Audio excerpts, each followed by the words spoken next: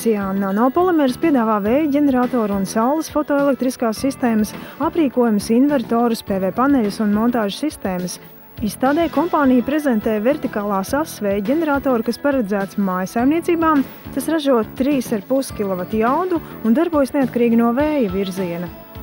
Ir iespējas izstrādāt arī 5 kW, 10 kW, 20, 30 kW vertikālās asas vēja ģeneratoru. Viņa priekšrocības. Šis vertikālās asas vēja ģenerators tieši strādā, domāts vairāk paredzēts uz maziem vējiem. Projekts mums ir arī uz lielāku, 250 kW vēja torni. Nanopolimers liek uzsvaru uz saules vēja enerģijas iegūves sistēmas efektivitāti, izmaksām un iekārtas jaudu.